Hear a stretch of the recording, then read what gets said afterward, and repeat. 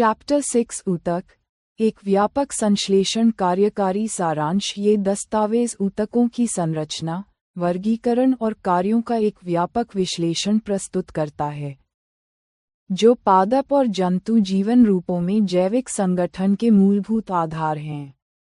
ऊतक समान संरचना वाली कोशिकाओं के समूह होते हैं जो एक विशिष्ट कार्य करने के लिए संगठित होते हैं। बहुकोशिकीय जीवों में यह विशेषज्ञता श्रम विभाजन को सक्षम बनाती है, जिससे दक्षता और जटिलता बढ़ती है। मुख्य निष्कर्षों में पादप और जंतु ऊतकों के बीच स्पष्ट अंतर शामिल है, जो उनके जीवन शैली से निर्धारित होता है। पादप ऊतकों को मुख्य रूप से उनकी विभाजन क्षमता के आधार पर विभज्योतक, वृद्धि ऊतक और स्थायी ऊतकों में वर्गीकृत किया जाता है। स्थायी ऊतक आगे सरल पेरेन्काइमा, कोलेन्काइमा, स्क्लेरेन्काइमा और जटिल जाइलम, फ्लोएम में विभाजित होते हैं, जो पौधों को संरचनात्मक समर्थन, लचीलापन और परिवहन प्रणाली प्रदान करते हैं।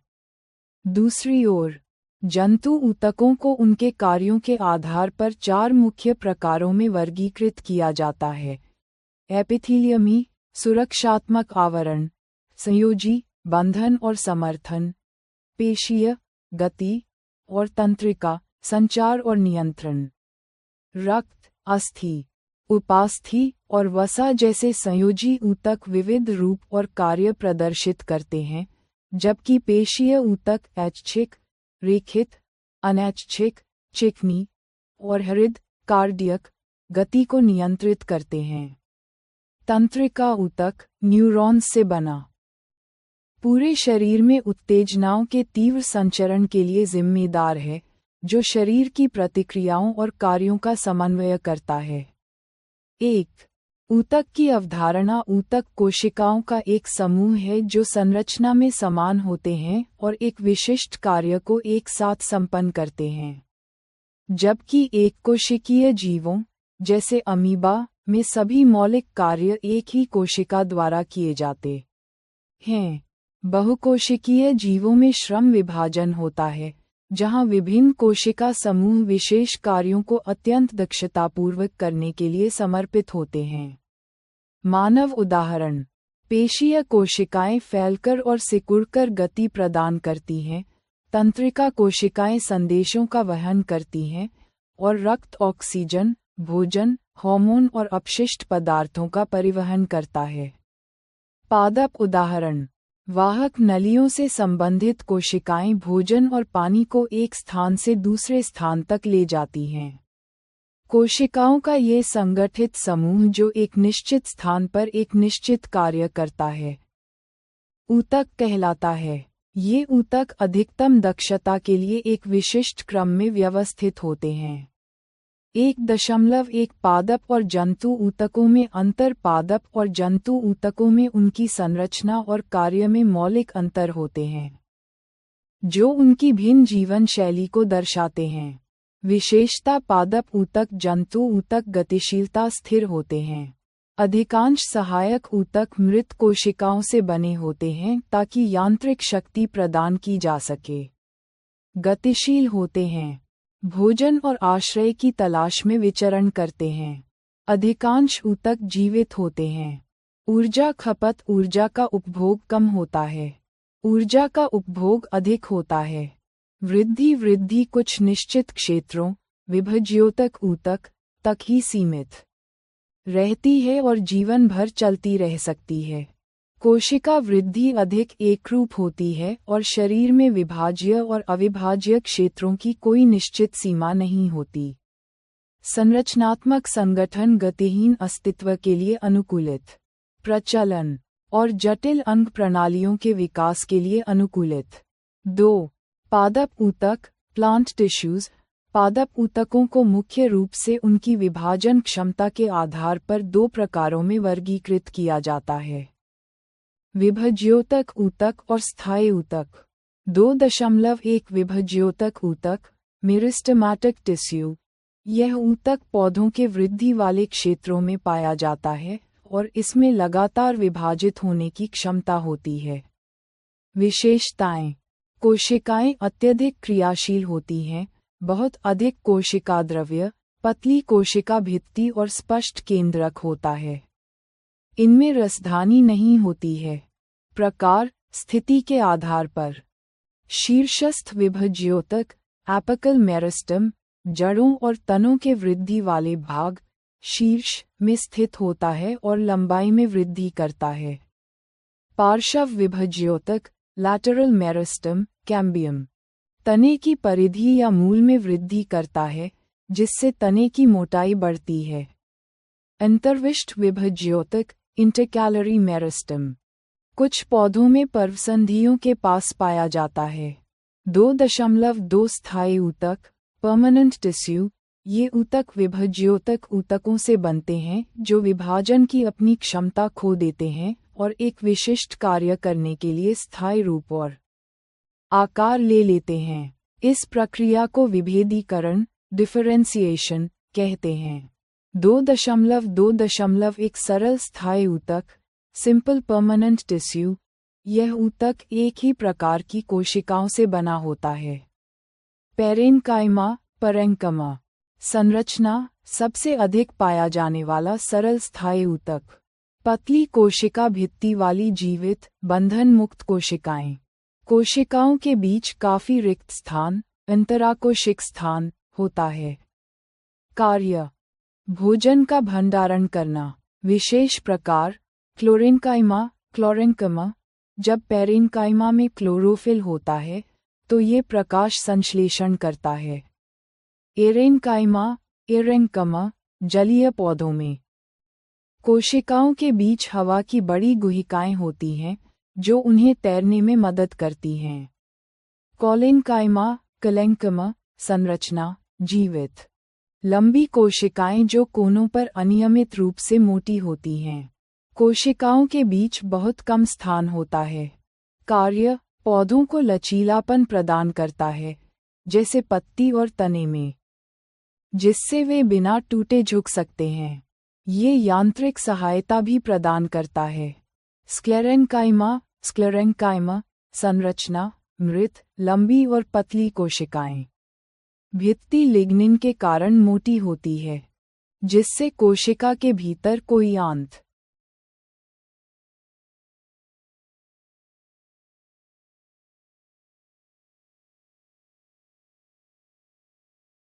रिक्त स्थान नहीं होता। कार्य, पौधों को कठोर और मजबूत बनाता है। उदाहरण, नारियल का रेशेयुक्त छिलका, तने में संवहन बंडल के समीप, पत्तों की शिराओं में, और बीजों और फलों के कठोर छिलके में पाया जाता है। 2.2 रक्षी ऊतक, प्रोटेक्टिव टिश्यू।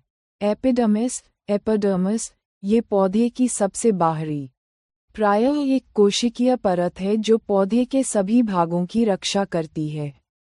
यह एक मोम जैसी जल प्रतिरोधी परत, क्यूटिन, बनाती है जो जल क्षय, यांत्रिक आघात और परजीवी कवक से रक्षा करती है। Stomata, stomata. पत्ती की एपिडर्मिस में छोटे छिद्र, जो 2 वृक्क के आकार की रक्षी कोशिकाओं से घिरे होते हैं। ये वायुमंडल से गैसों के आदान प्रदान और वाष्पोत्सर्जन, ट्रांसपरेशन, के लिए आवश्यक हैं। जड़ों की एपिडर्मिस। इसमें बाल जैसे प्रवर्ध होते हैं जो पानी सोखने के लिए सतह क्षेत्र को बढ़ाते हैं। छाल या कॉक, जैसे जैसे वृक्ष की आयु बढ़ती है, बाहरी सुरक्षात्मक ऊतक बदल जाता है। कॉर्टेक्स में द्वितीयक विभज्योतक की एक पट्टी कॉक नामक कोशिकाओं की परतें बनाती है। ये कोशिकाएं मृत होती हैं और इनकी भित्ति पर सुबेरिन नामक पदार्थ होता है, जो इन्हें हवा और पानी के लिए अभेद्य बनाता है। 2.3 जटिल स्थायी ऊतक, कॉम्प्लेक्स परमानेंट टिश्यू।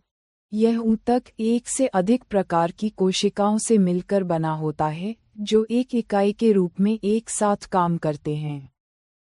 इन्हें संवहन ऊतक, कंडक्टिंग टिश्यू भी कहा जाता है और ये मिलकर संवहन बंडल, वैस्क्यूलर बंडल, का निर्माण करते हैं। जाइलम, कार्य, पानी और खनिज लवण का ऊर्ध्वाधर संवहन करता है और सहारा देने का कार्य करता है। घटक ट्रैकीड वाहिनिका वाहिका, जाइलम पेरेन्काइमा और जाइलम फाइबर रेशे। इनमें से अधिकांश कोशिकाएं मृत होती हैं। फ्लोएम कार्य पत्तियों द्वारा बनाए गए भोजन को पौधे के विभिन्न भागों तक पहुंचाता है। घटक चालनी कोशिका, चालनी नलिका, साथ ही कोशिकाएं, फ्लोएम पेरेन्काइमा और फ्लोएम रेशे। फ्लोएम रेशों को छोड़कर अन्य सभी फ्लोएम कोशिकाएं जीवित होती हैं। 3. जंतु ऊतक एनिमल टिश्यूज।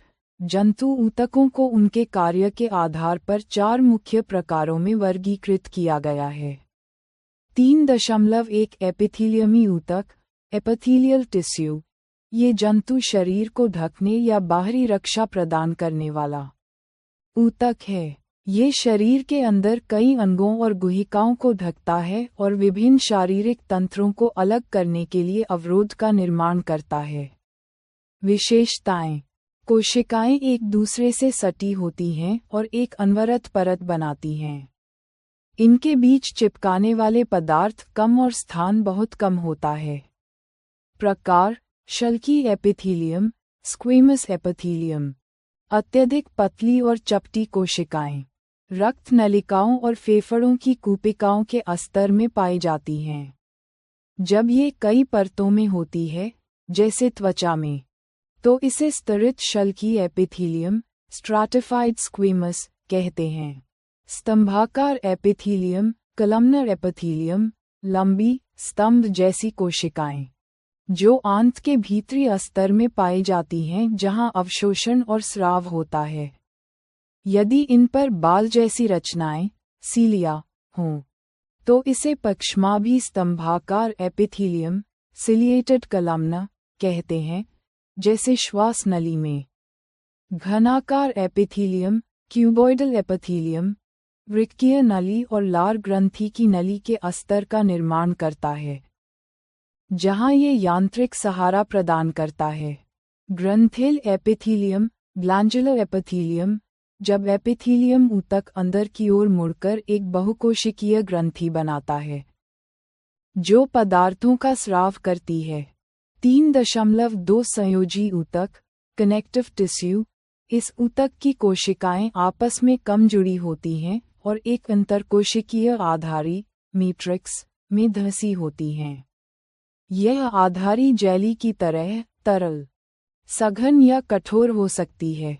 रक्त ब्लड तरल आधारी प्लाज्मा में लाल रक्त कणिकाएं, आरबीसी श्वेत रक्त कणिकाएं, डब्ल्यूबीसी और प्लेटलेट्स निलंबित होते हैं। ये गैसों, भोजन, हार्मोन और उत्सर्जी पदार्थों का संवहन करता है। अस्थि बोन। ये पंजा का निर्माण कर शरीर को आकार और सहारा देती है।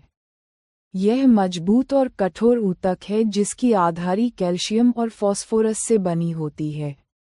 उपास्थि कार्टिलेज। इसकी ठोस आधारी प्रोटीन और शर्करा की बनी होती है। यह अस्थियों के जोड़ों को चिकना बनाती है और नाक, कान, कंठ और श्वास नली में पाई जाती है। यह मोड़ी जा सकती है। स्नायु लिगामेंट। ये बहुत लचीला और मजबूत ऊतक है जो 2 अस्थियों को आपस में जोड़ता है। कंडरा टेंडन। मजबूत तथा सीमित लचीलेपन वाला रेशेदार ऊतक जो मांसपेशियों को अस्थियों से जोड़ता है। एरियोलर ऊतक एरियोलर टिश्यू। अंगों के भीतर खाली जगह को भरता है, आंतरिक अंगों को सहारा देता है और ऊतकों की मरम्मत में सहायता करता है। ये त्वचा और मांसपेशियों के बीच पाया जाता है। वसा में ऊतक एडिपोस टिश्यू। वसा का संग्रह करने वाला ऊतक जो त्वचा के नीचे और आंतरिक अंगों के बीच पाया जाता है। यह ऊष्मीय कुचालक का कार्य भी करता है। 3.3 पेशीय ऊतक मस्क्यूलर टिश्यू। ये लंबी कोशिकाओं पेशीय रेशा से बना होता है और शरीर में गति के लिए उत्तरदायी है। इसमें सिकुड़ने वाला प्रोटीन होता है जिसके संकुचन और प्रसार के कारण गति होती है। लक्षण रेखित पेशी, स्ट्राइटेड, चिकनी पेशी, स्मूथ, हृद पेशी, कार्डियक, अन्य नाम ऐच्छिक पेशी। कंकाल पेशी, अनैच्छिक पेशी, अरेखित पेशी, कार्डियक पेशी, नियंत्रण इच्छा के अनुसार गति, इच्छा के अनुसार गति नहीं, अनैच्छिक, जीवन भर लयबद्ध संकुचन, संरचना लंबी, बेलनाकार, शाखारहित, बहुनाभीय लंबी। आखिरी सिरा नुकीला, तर्करूपी, एककेंद्रकीय, बेलनाकार, शाखाओं वाली, एककेंद्रकीय। धारियां हल्की और गहरी धारियां होती हैं। धारियां नहीं होती, धारियां होती हैं। स्थान हाथ, पैर, अधिकतर हड्डियों से जुड़।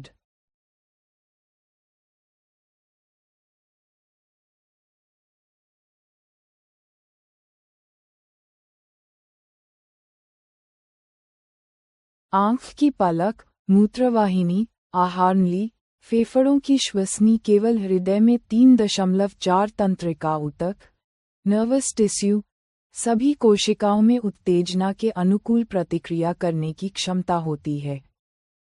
लेकिन तंत्रिका ऊतक की कोशिकाएं, न्यूरॉन, बहुत शीघ्र उत्तेजित होती हैं और इस उत्तेजना को पूरे शरीर में एक स्थान से दूसरे स्थान तक पहुंचाती हैं।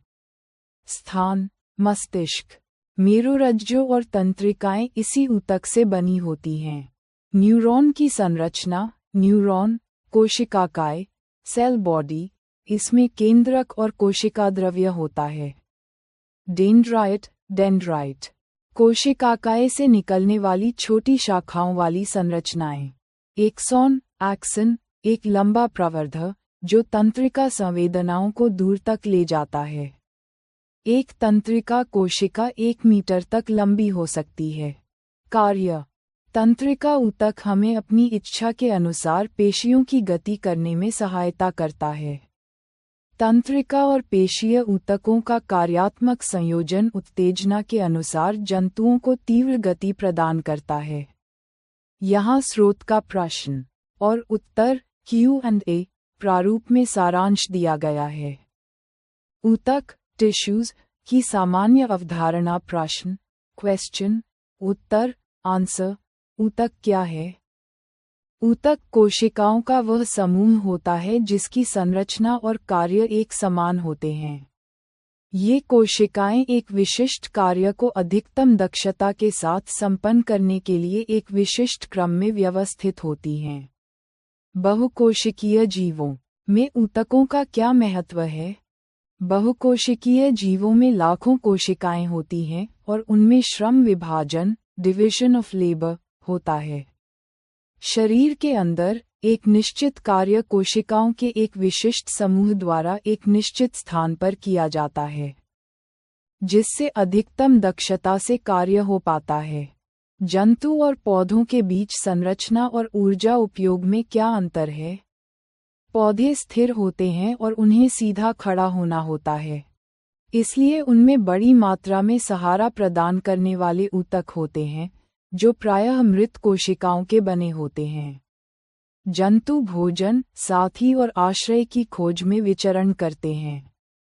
वे पौधों की अपेक्षा ऊर्जा का अधिक उपभोग करते हैं और उनके अधिकांश ऊतक जीवित होते हैं। पौधों की वृद्धि जंतुओं से किस प्रकार भिन्न है? पौधों की वृद्धि कुछ क्षेत्रों में ही सीमित रहती है, जबकि जंतुओं में कोशिका वृद्धि अधिक एकरूप होती है। पौधों के कुछ ऊतक जीवन भर विभाजित होते रहते हैं। पादप ऊतक, प्लांट टिश्यूज। प्रश्न, क्वेश्चन, उत्तर, आंसर। पादप ऊतकों का वर्गीकरण किस आधार पर किया जाता है? ऊतकों की विभाजन क्षमता के आधार पर पादप ऊतकों का वर्गीकरण विभज्योतक, वृद्धि और स्थायी ऊतक में किया जाता है। विभज्योतक क्या है और यह कहाँ पाया जाता है? विभज्योतक, मेरिस्टेमेटिक टिश्यू, वे ऊतक हैं जो विभाजित होते हैं, जिसके कारण पौधों में वृद्धि निश्चित क्षेत्रों में होती है। शीर्षस्थ विभज्योतक जड़ों एवं तनों की लंबाई में वृद्धि करता है और यह वृद्धि वाले भाग में मौजूद रहता है। पार्श्व विभज्योतक, कैम्बियम, तने की परिधि या मूल में वृद्धि करता है। स्थायी ऊतक कैसे बनते हैं? विभज्योतक से बनी कोशिकाएं एक विशिष्ट कार्य करने के लिए विभाजित होने की शक्ति खो देती हैं, जिसके परिणामस्वरूप वे स्थायी ऊतक का निर्माण करती हैं। इस प्रक्रिया को विभेदीकरण कहते हैं। सरल स्थायी ऊतकों के प्रमुख प्रकार क्या हैं? सरल स्थायी ऊतक 3 प्रकार के होते हैं: पैरेन्काइमा, कोलिन्काइमा और स्क्लेरेन्काइमा। पैरेन्काइमा के कार्य क्या हैं? पैरेन्काइमा सबसे अधिक पाया जाने वाला सरल स्थायी ऊतक है, जिसकी कोशिका भित्ति पतली होती है और कोशिकाओं के मध्य काफी रिक्त स्थान पाया जाता है। ये प्रायः भोजन का भंडारण करता है। यदि इसमें क्लोरोफिल पाया जाता है तो इसे क्लोरेन्काइमा, हरित ऊतक, कहते हैं, जो प्रकाश संश्लेषण करता है। जलीय पौधों में इसे एरेन्काइमा कहते हैं, जिसके कारण वे पानी में तैरते हैं। नारियल का रेशायुक्त छिलका किस ऊतक का बना होता है? ये स्क्लेरेन्काइमा ऊतक से बना होता है। इस ऊतक की कोशिकाएं मृत होती हैं, लंबी और पतली होती हैं, और इनकी भित्ति लिग्निन के कारण मोटी होती है। ये पौधे को कठोर एवं मजबूती प्रदान करता है। एपिडर्मिस की भूमिका क्या है? पौधों की पूरी सतह एपिडर्मिस से ढकी रहती है। ये पौधे के सभी भागों की रक्षा करती है। ये जल क्षय, यांत्रिक आघात तथा परजीवी कवक के प्रवेश से पौधों की रक्षा करती है। जड़ की एपिडर्मल कोशिकाएं पानी को सोखने का कार्य करती हैं। जटिल स्थायी ऊतक क्या हैं? जटिल ऊतक एक से अधिक प्रकार की कोशिकाओं से मिलकर बने होते हैं और वे एक इकाई की तरह कार्य करते हैं।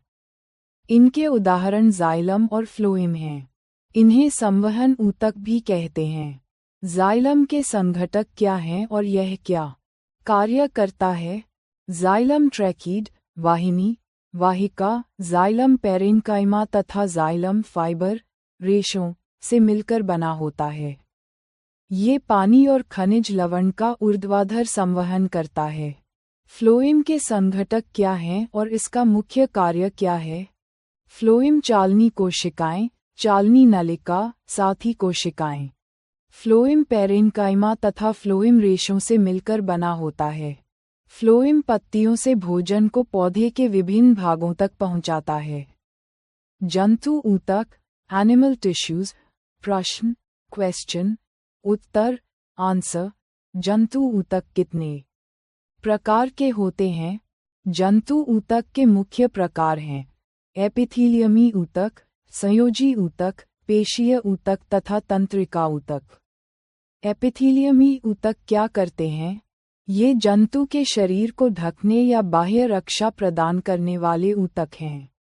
ये त्वचा, मुंह, आहारनली, रक्तवाहिनी नली का अस्तर और फेफड़ों की कूपिका जैसे अंगों को भी ढकते हैं। विभिन्न शारीरिक तंत्रों को अलग करने के लिए अवरोध, बैरियर, का निर्माण करते हैं। संयोजी ऊतक क्या है?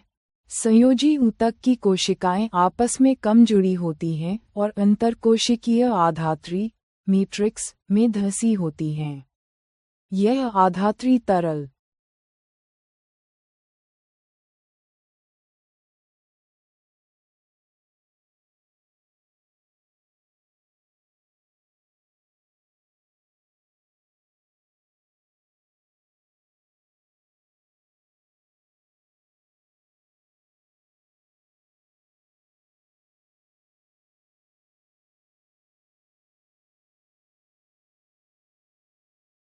सघन या कठोर हो सकती है।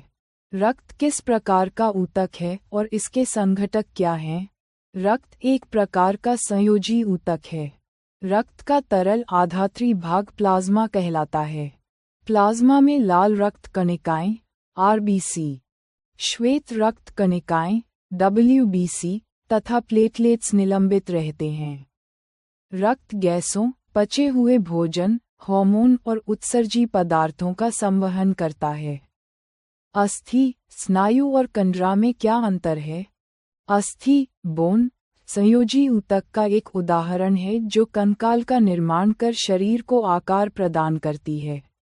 स्नायु, लिगामेंट दो अस्थियों को आपस में जोड़ता है। ये लचीला एवं मजबूत होता है। कंडरा टेंडन अस्थियों से मांसपेशियों को जोड़ता है और यह मजबूत रेशेदार ऊतक होता है। वसा में ऊतक कहाँ पाया जाता है और इसका क्या कार्य है?